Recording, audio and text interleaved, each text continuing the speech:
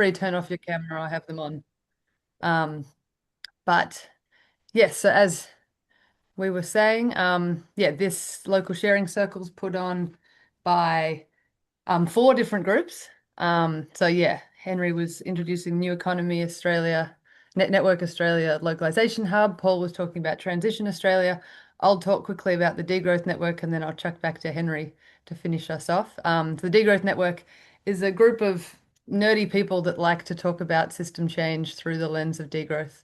And we meet monthly to unpack what that means and do education around that. And a huge part of degrowth is localization, and that's why we're so happy to be working um, on these events monthly to bring all you wonderful people and all the wonderful stories of what's already going on around the country.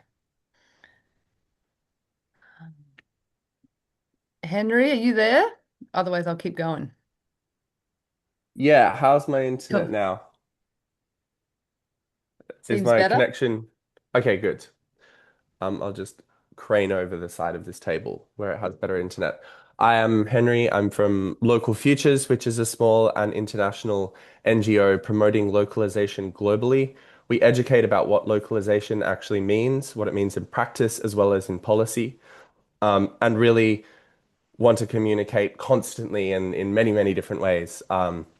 Why the lens of global to local is really the most important lens for systems change thinking, at least one of the most important at this time. So, yeah, amazing to be collaborating with this group. Really great to see a lot of people, a lot of returning faces. I think you know what we do and why we're here. So I think with that, let's jump into a bit of a discussion on today's topic, which will be led by Anissa. Thanks, Henry.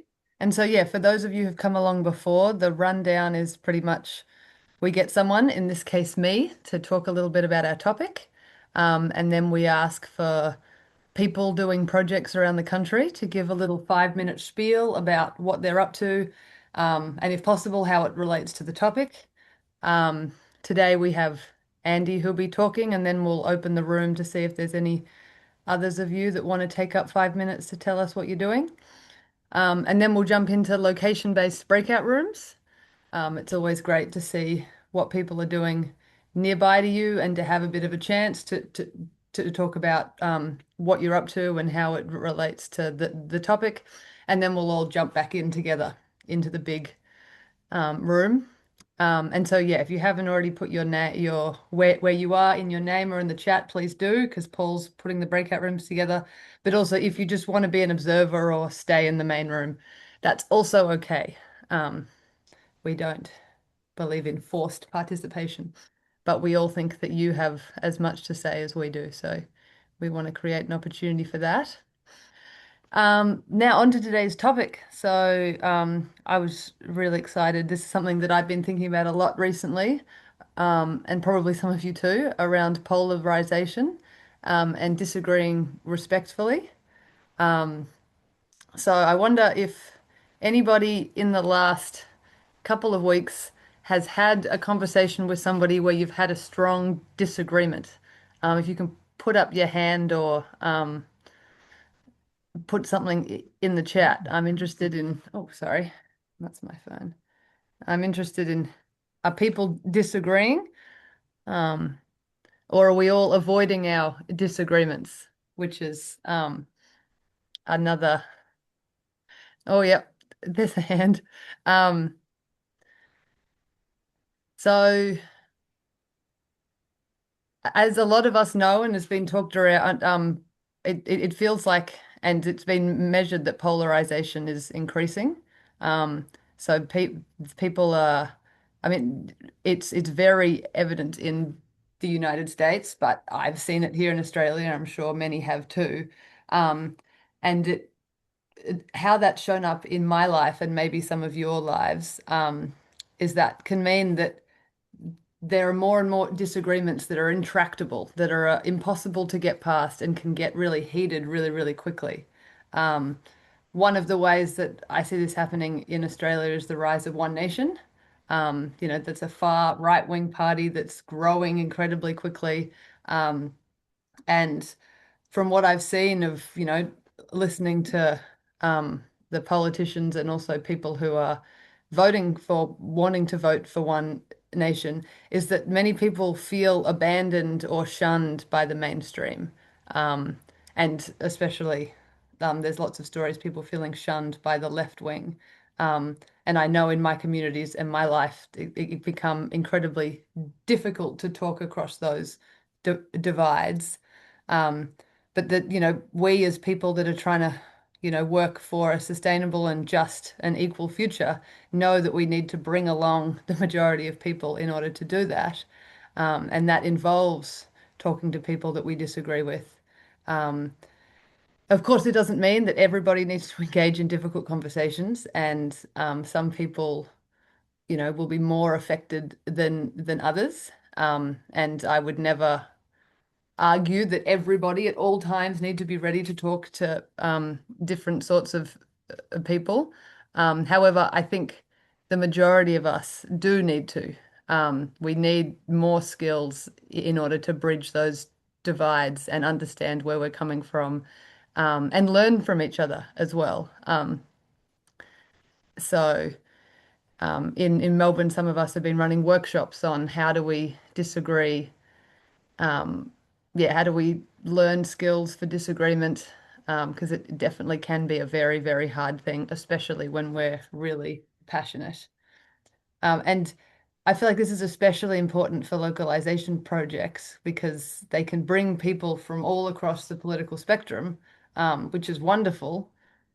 Um, and so, yeah, we need to be more, yeah, our skills of disagreement there so that we can hold our opinions and not just, look away when people do something that we think is damaging, but also hold everybody with their humanity and be able to talk towards the values and what's underpinning what's going on.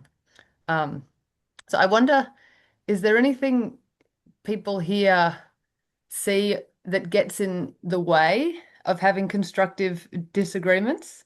If anyone wants to chuck anything in the chat, I know examples from my own life, but I'm interested in what's happening in your lives.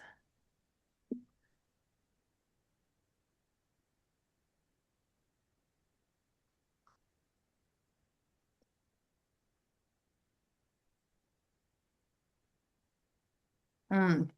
So Andy said there's avoiding the topics we disagree on, and for a lot of those of us in this country, especially brought up in an Anglo family like mine, the avoiding of the disagreement um, can be very, very um, common. Mark's talked about a dominator versus partnership paradigm. And so maybe, yeah, that's disagreeing. There are some people that have very different values. Um, yeah, people talking about online misinformation, lack of understanding of the science. Um, yeah, politics of identity. Oh, now they're all coming in. Um, yeah, Cheryl's talking about time to untangle disagreements takes a lot of time. Um, yeah, there's lots of really interesting stuff in here. Thanks so much, everybody. And Eleanor's, yeah, something that I'm going to talk about, but the get curious, not furious. But before we get to ways to look past it, I think there are so many reasons of why disagreements can be really difficult or just not happen. Yeah, it can be emotionally overwhelming. We can not have enough time. We can not care enough. Um, we can find it really frustrating, the information that other people are bringing. Um, and yeah, the people we're trying to disagree with cannot be ready. But that there is actually quite a lot of research and groups out there, especially in the US, but some in Australia too, who are working out how do we make these disagreements more constructive?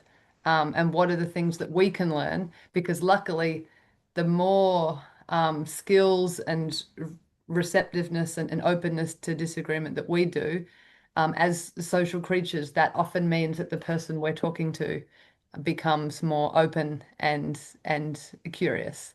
And so it's got to start with us. And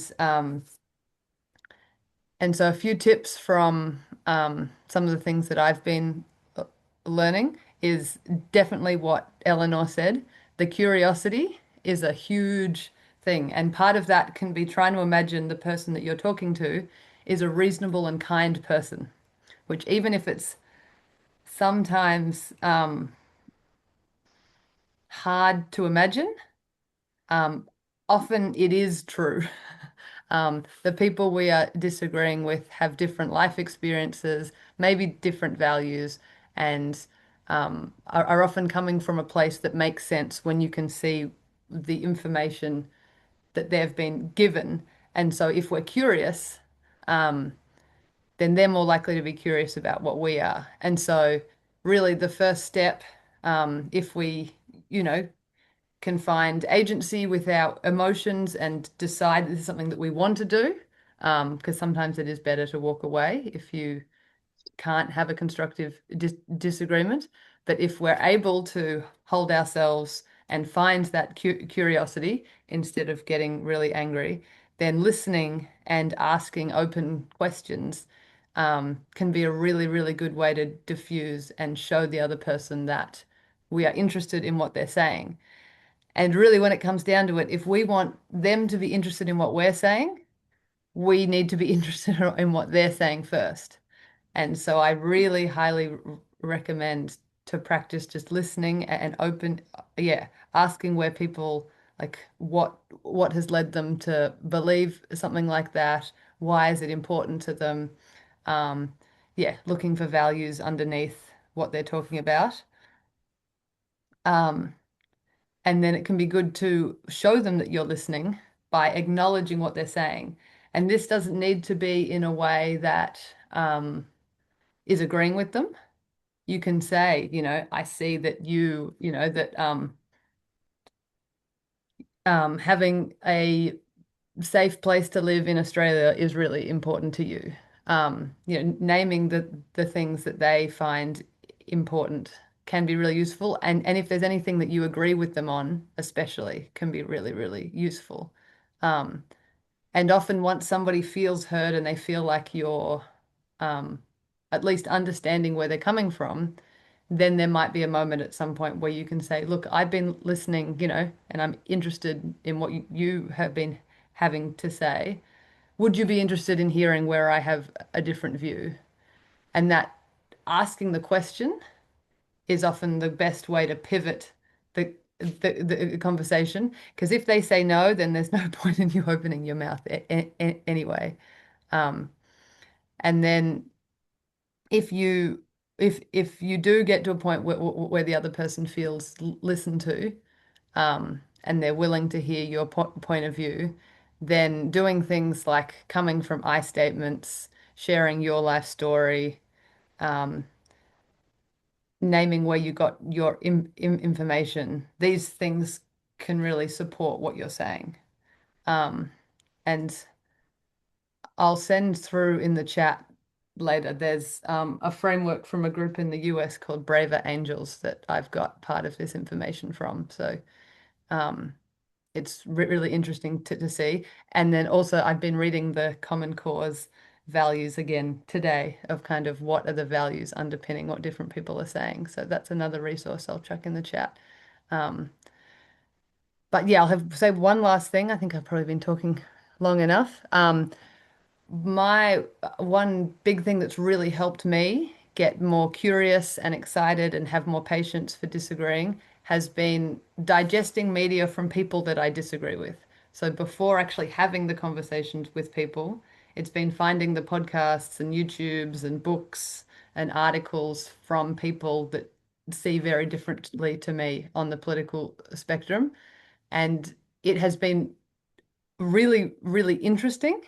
It's been quite a humanizing experience to learn that people are often coming from places where they see that they're doing the best for their community, for their family.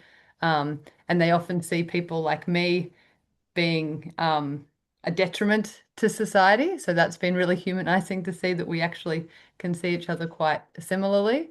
And it's really helped strengthened um, some of the arguments for the things that I believe in because I've learnt more. So I think it can really help us by engaging in media that we disagree with. Um, but that's enough from me. Um, Thanks so much, Anissa. Um, I think this is a really important topic. I think if we're going to build movements towards systems change, even local movements, then overcoming the divide and conquer that has really been foisted on us by a dominant system, um, both deliberately and through all sorts of non-thinking algorithms at this point, um, then it's really important to find common ground and really start from a place of, okay, we might not agree on everything, but what can we find that we agree on? And often there is so much of when it comes to localization, there is so much of a common agreement among like everyone from small c conservatives to urban greenies, or lefties, that we do want to see less corporatized economies, that we do want to support smaller businesses to survive and thrive, that we want a kind of um, that we want stronger communities, that we want greater resilience, whatever the language is that you want to use. There's often so much an agreement around this, and what we can do to start with from that point and then move onwards from there, rather than starting from some hyper polarized issue. Um, I won't even name them right now, but I think it can be uh, a good starting point. And what we do in the localization movement, what we've seen is that when people are brought together into um, structures of place-based interdependence, then the labeling starts to drop away. When someone knows that they're dependent on that immigrant who is running that store, that they're actually physically dependent on that person, maybe they're not going to be, or that queer person who's involved in that business or in that community, they're not going to be jumping to labels and prejudice as much as when we're so cut off from one another and fed these stories through media. So, um, with that, I want to pass on to Andy. Hey, Andy, so good to see you. Uh,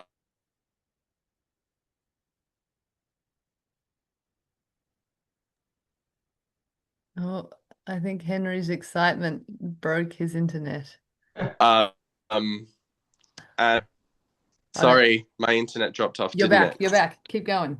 Sorry. Yeah. Andy, if you can give a 5 to 10 minute or however long you really like to talk about your experience working with these issues in various communities around Australia, that would be awesome. And then we'll jump into an all-in discussion and pop off. We can hear from lots of people. So thanks so much, Andy.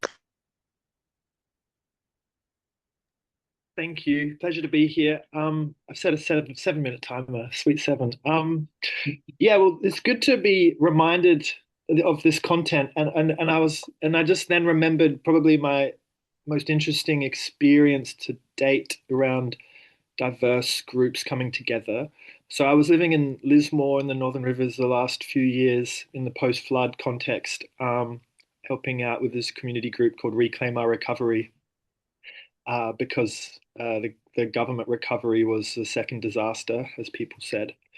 But because the government never consulted or wasn't interested in listening to people and bringing them into designing what recovery looks like, we had to start organizing our own community gatherings, and then we were sort of inspired by this model of like the assembly, kind of from Occupy, and that continued into through Extinction Rebellion and stuff.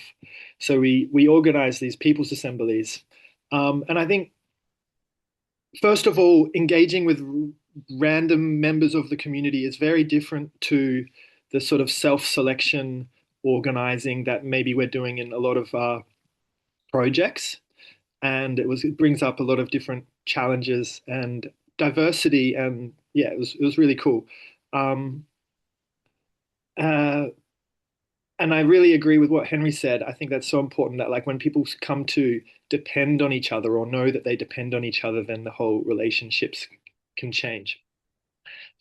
But to get to a specific scenario, after organizing some people's assemblies on housing, which we canvassed like the community, and that kind of came up as pretty much the most popular topic besides flood and recovery that was really ongoing.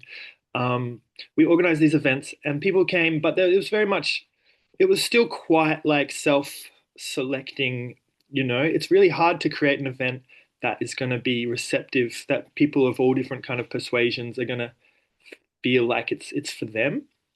Um, and I guess on a practical level, to create spaces that people are going to be comfortable, what we kind of learned was to try and be like really agnostic, like not suppose that what I like to do at an event is what your everyday person wants to do. And so we kind of like, tried to just work with the Lions Club and have sausage sizzles and avoid things that were really kind of culturally bound because we are from there's people that really have different takes on things and different styles than us. But one of my favorite moments was I don't know, I can't remember, just trying to organize a gathering and mixing it up. So doing it like at a pub, which we didn't normally do because we were a bit like cautious after one of our first assemblies of doing it near alcohol. But anyway, we did one at a pub and we used this yellow design from Canva. And this was quite funny because yellow is kind of associated with the right at this point in time. And this poster, I used an expression from this sort of like left-wing mutual aid group in the England, but it basically said, "Hey, we all want safe communities and a good life, or something like healthy food and safe communities." Really, like something that actually everyone probably could agree with. And that's sort of, I don't know what it was, the yellow or the message or the design was like a wanted poster style.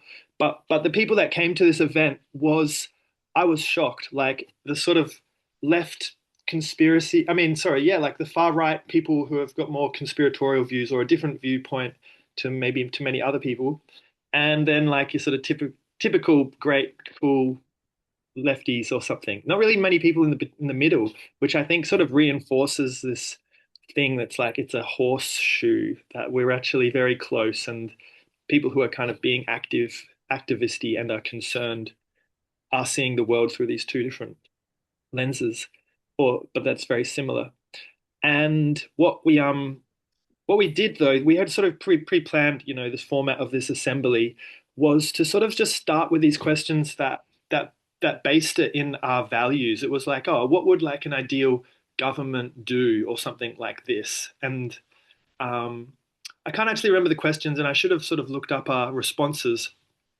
But in getting people into small groups and to sit there with a question that's like really broad that goes to like values, I just found it was like an incredible experience to see these, where I'm concerned about the environment for these reasons, this person is concerned about the environment for these reasons, on an issue that I wasn't even aware of, which was about the fire ants infest coming into New South Wales, and how the government was like sort of non-consensually going onto people's properties and doing a bunch of pesticides or something like that to eradicate fire ants. But what's underneath all that is a concern for water, a concern for um, yeah, consent and other things. And basically, I think we started to coalesce like a pretty shared vision, um, and that was exciting. I guess one other thing, and I did have a great conversation that night with somebody who this was like had these pamphlets of how climate change, these sort of far right funded climate change pamphlets. They they've got everything that doesn't really make sense to me in them, and it was quite an telling example um, of a friend who's like very extreme leftist, literally tore up the pamphlet of this lady in front of her and just like got in a fight. But this lady was pretty chill. Like she didn't like she was calm. But Whereas I went. Gypsy and arts are usually an exception to that, but yeah, the majority of other villages are only start building from the Monday before. I think that's not for us, that conversation. Um, but I sat down with this woman, and it was just this thing of the curiosity. And I think it was kind of easy because she was like a 70, 65-year-old woman or something, you know? I think it would have been more challenging if it was some aggro dude. But it was one of the most interesting conversations I've had to be like, so where did you get to this point of view on climate from? Like, where did it begin? And I actually kind of learned that, she was really into YouTube from like decades ago, and somehow it all kind of evolved from there. So I will kind of wrap up, but I guess one last thing is, uh, yeah, no, it's really exciting to meet people that we don't know, and I'm really into this idea of, yeah, non-self-selecting project groups. It's like we work with who is around us, and we find something that where is of mutual benefit and importance. So yeah, looking forward to chatting with you in breakout room. Thank you so much, Andy. Yeah, really great story to start this, to open up this particular can of worms. Yeah, thank you so much for sharing that and for joining today. Um, I From there we're just going to move into, if Andy's story sparked any anecdotes or thoughts, or if you've come with thoughts about and experiences you might want to share about what's happening in either your community or your project, um, how the polarization of the dominant narrative seeps in and affects us, how that has been dealt with, or or maybe how it's not been dealt with. Any kind of anecdotes and stories that sparks. I'd love if people can just kind of unmute and share. A few minutes or however long you need. How is this dominant narrative affecting us in our local areas, and how are we dealing with that building projects? Over to you guys.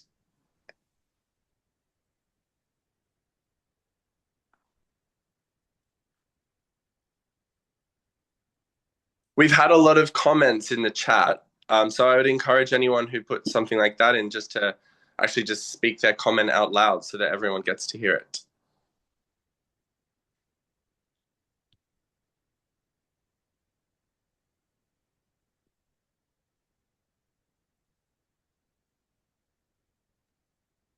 I'm gonna break it because it's been a long day. Thanks, appreciate it. Actually, I just want to, I guess, um, just give vibes to Andy's comment about starting from values. I think that's so important for us to actually find that the reasons that people are passionate and the reasons that people are worried. One of the things that I had concerned about, and kind of comes from one of the comments that was also made about people being a breakdown of kind of social glue, is is it's easy to come together when we need each other, but also our society is becoming far more that we all have the same, we all have one of each. Like if I walk up my street to look at how many lawnmowers we've got one each household, and we use it one every two months. And it kind of makes me think, wow, this is so dumb. But actually, what we're doing is actively spending to separate, which I think is a huge challenge for us. But I agree with what you said, and also agree with Henry that there's some great comments. I'd love to hear from Mark and Eleanor, who made some really good points. Not that I'm, dobbing people in, but that's me. Thank you. Hello. That looks like video's not happening. Okay, let's stop video. Let me go back into chat here.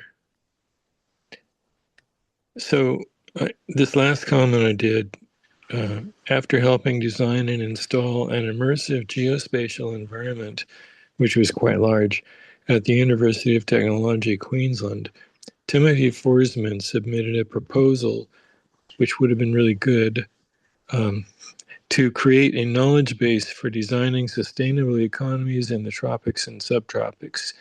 Unfortunately, UTQ did not fund it. Perhaps your coalition could unearth it. Tim is now in deep retirement, largely from discouragement as well as age. I have found data and programming resources to suit. So Tim founded the Geographical Information Systems Institute in Kenya. He ran GIS and spatial imaging in the United Nations for a long time. He was an incredibly skilled person, and he was an ecologist. He is an ecologist. And when I asked him if the knowledge base for designing sustainable economies in the tropics and subtropics could be expanded to include the temperate and polar zones, he said, "Of course, we're ecologists. That's what we do." So now within that, I would use that knowledge base. One thing I'd use it for, besides designing, installing, and managing sustainable and equitable economies, is to use it for marketing a suite of mass-produced technologies in energy, construction, transportation, and information technology. And So those could be Mark, moved Mark, in. are Yeah. you talking about this is like um a a proposal for designing Yes. that? Oh, Yeah. okay, cool. Well, maybe we'll leave that because yeah, that sounds like an interesting conversation. But at the moment, we're really interested in like what localization projects are people doing, and how disagreement comes in there. Okay. Um, Well, if that actually, makes sense. um, I Yeah. did. I did. A team of us actually submitted, but this is about a decade ago, more, 2 decades ago. A team of us submitted a proposal for funding for localizing the knowledge base across 4 different cultures. And we had a philosopher who would run the localization part of it, who basically figuring out, working with different cultures to get their worldviews designed into the knowledge base. So their way of thinking, their way of seeing the universe and seeing their ecosystems and their ecoregions, the ways of adapting. So that was a core concept for us, was to demonstrate with 3 or 4 cultures how we could do this and translate different cultural perspectives into the worldview of those cultures. And Cool. yeah, yeah, Yeah, no, that sounds really that interesting. was And Nancy Glock-Groening was the philosopher we were working with. Mark, I might because I can see that Robin's got a hand up as well, and Okay, so sure. yeah, thanks That for was the sharing. basic concept. Yeah, and feel free if it sounds like if they're research projects to put links in the chat for people to look deeper No, because it it's sounds just like some I'm the interesting link stuff. right Cool. now. I'm the link, but you guys could find the project at UTC, UTQ, no, University of Technology, Queensland. There was a proposal, a formal proposal was Okay, given cool. to the I'll geography department. I'll see if I can have a look on the internet, but I think we'll pass over to Robin. But thanks, Mark. Yeah, it might require a question of a person-to-person question to the department. Okay. Hi, everyone. I was just thinking, look, I actually am done a relatively privileged to live in Farrer. So we are surrounded by One Nation advocates. And in this situation, I don't believe the minds will be shifted in an evening. They won't be shifted in one conversation. And so I'm finding that, well, I've practiced it for many years, is that if you look for the areas that you do agree on in the first conversation, because there'll be many conversations, and that in the first conversation, what you're essentially doing is establishing the common ground. And from that common ground, you can always bounce back to the common ground if you find the conversation veers off a bit. And so to me, the big contribution I would make at the moment is don't think you're going to convince anyone in one evening. It's going to take some time. There'll be steps forward, there'll be steps back, but always go back to the common ground. So establish that first, establish what their values are first. And so you can always speak to their values and try and tilt the common ground towards their values, and they'll see you as more of an ally. And as you become more of an ally, you are more able to influence the outcome of the conversation. Thank you. Oh, that's so great. And good on you doing that good work. And so you've managed to have quite a few conversations across difference. Yeah, surrounded by people to have conversations with. And Yeah. I'm quite surprised about how quick they are to, wrap up into the Pauline bandwagon. But, I would take the opportunity to point out that it would be a mistake to go for our local representative on the basis that you might think that they were Pauline Hanson and One Nation. He essentially was elected on our water issue. And he's Mm. understands water.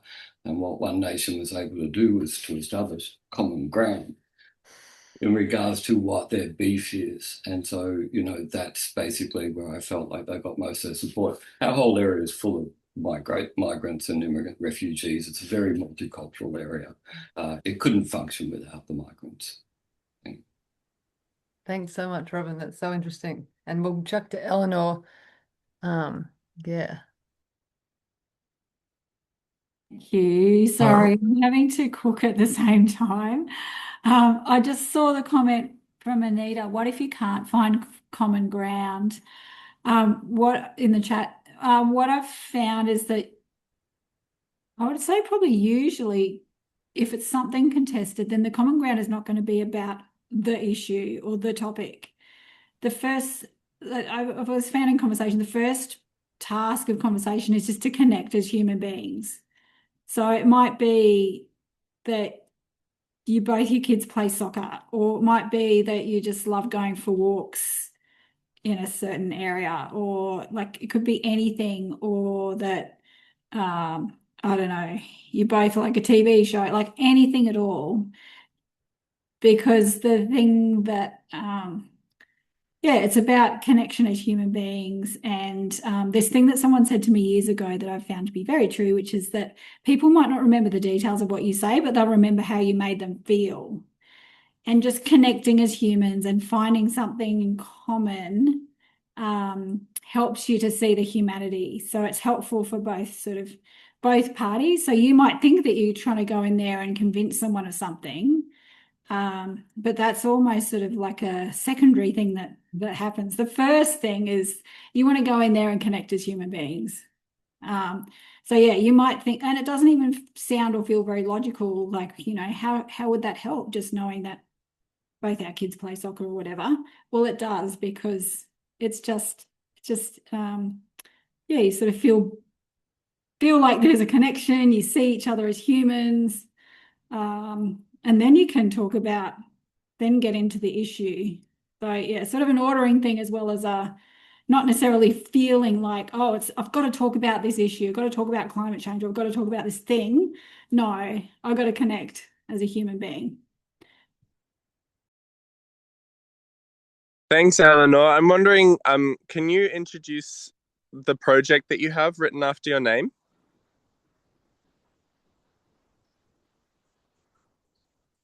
Sorry, yes.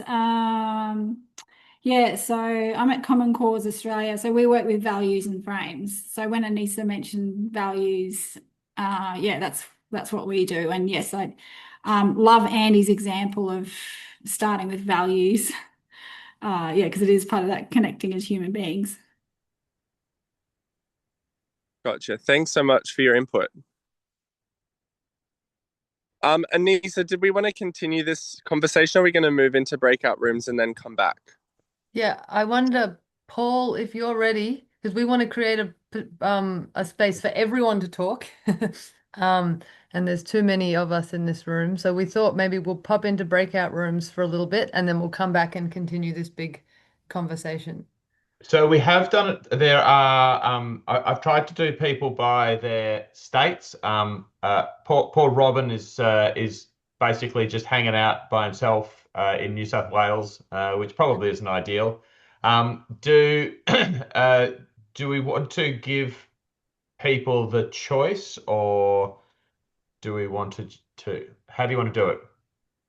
Because Um, we've got one person from Tassie, one person from New South Wales, two from WA, three from Queensland, five from Victoria, and a couple of people who maybe what would might help is just take this minute to put either where you're from into your name, and maybe that will work it out better.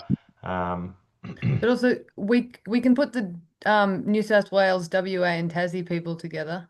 we can absolutely Um, do that. Let's put, I'm I New South think, Wales. New South Wales. oh yeah, true. Henry, New okay. South Wales. But you can, oh, and Cole is in the Blue Mountains. But you Which could is in make your it so that people can choose as well. Well, I'm just going to open these rooms, and if you haven't been assigned, I'm not sure if you can either assign yourself or we'll chase you up to help you out. I'll Thanks, Paul. No problem. That's a good enough start. I've just deleted New South Wales, which is probably going to get me in a lot of trouble being a Victorian, but there you go. What about the ACT?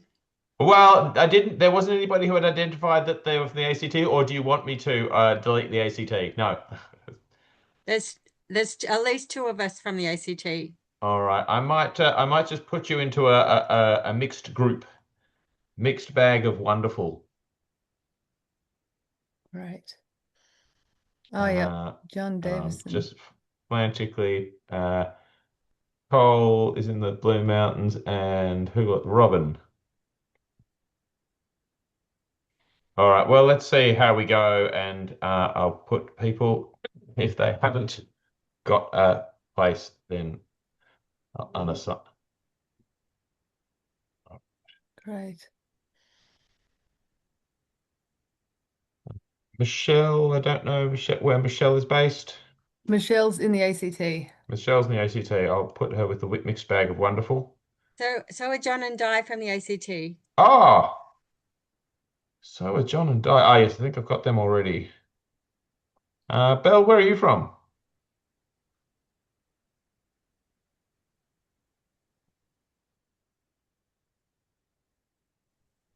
Oh,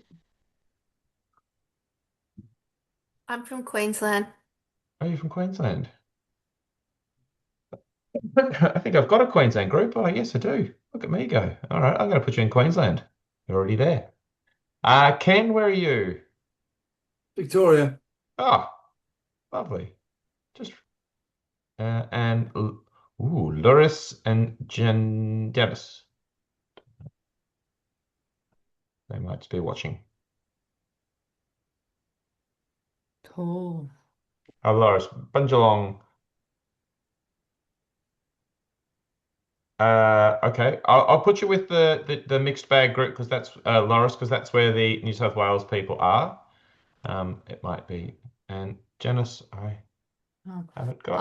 I'm happy to stay in the room and Okay, see sweet. if anyone turns up if you folks want to jump in. I'm gonna go down to Victoria. Have fun. Cool. So I can choose my own. Is it right? Yeah, yes. Well, I think he put you in Queensland, but you haven't joined. Yeah. No. I'm. Oh, I see the button. Join breakout. You've been assigned to Queensland. Yeah. Okay. Um. Oh, and I did make breakout. I did make a PowerPoint. I'll send it to people just in case they want to take any notes. Thanks, Anissa. Also, well done before in the discussion. I Oh, thought that was good. very suave of you. Um, Very smooth. we can debrief. Yeah. Talk soon.